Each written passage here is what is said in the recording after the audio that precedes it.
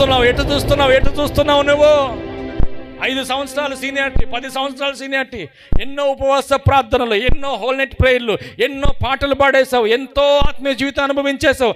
అయినా ఇప్పుడు సాతానుడు ఒక చిన్న శ్రమ నీకు కలగ చేస్తే నువ్వు ఆ శ్రమ వైపే చూస్తావు కానీ నీ పైనున్న దేవుని వైపు చూడలేని భక్తి జీవితాన్ని ఇప్పటికి నువ్వు చేస్తూనే ఉన్నావు. ఇప్పుడు ఆయన ఎక్కడున్నాడు? పైనే ఉన్నాడు. వచ్చే సైన్యం వైపు ఆయన ఏమైనా చూసి మౌనంగా ఉన్నాడా? ఆయన కూడా మేఘముల నుండి వారి వైపు చూసి వీర దరిదాపులకు రానియకుండా ఉరుములు మెరుపులతో వాళ్ళ రథ చక్రములన్నిటినీ ఓడదీసేసాడు. హల్లెలూయా, హల్లెలూయా. ఇంకేం నేర్పించాలి దేవుడు మీకు? ఇంకెంత నేర్పించాలి దేవుడు మీకు? ఎన్ని అద్భుతాలు చేసినా, ఎన్ని ఆశ్చర్యకార్యాలు చేసినా ఇంకా మీకు నమ్మకం రాదా? ఇంకా మీరు విశ్వాసంలో ఉండలేరా? మోషేతో అంటాడు, వీళ్ళు లోబడని ప్రజలు. మోషే, నాకు వద్దు మోషే వీళ్ళు. ఎంత ట్రైనింగ్ ఇచ్చినా ఏమండి, ఎంత ట్రైనింగ్ ఇచ్చినా, ఏం చెప్పినా వీళ్ళు వేస్ట్ అంతే. చదవలేని బిడ్డలకి మీరు ఎంత ఖర్చు పెట్టినా వేస్టే.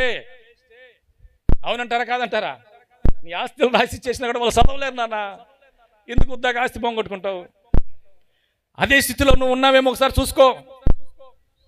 ఎంత వాక్యం దేవుడు బోధించినా, ఎంత పరిశుద్ధాత్మత నింపినా, ఎంత అగ్ని నీ మీద కుమ్మరించినా, ఏ శ్రమ వస్తే చాలు నువ్వు గడగడ గడగడ గడ ఉనికిపోతున్నావు, ఇంకా బాధపడిపోతున్నావు, కృంగిపోతున్నావు. అయ్యో అయ్యో అయ్యో, నా బ్రతికింతే, నా బ్రతికింతే, నా బ్రతికింతే.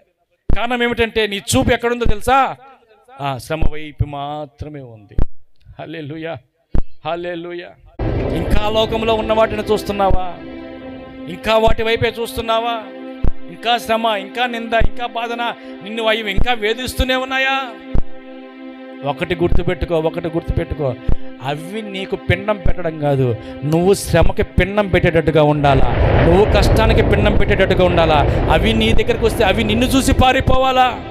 అది నీ ఆత్మీయ జీవితం అంటే. హల్లెలూయా, హల్లెలూయా.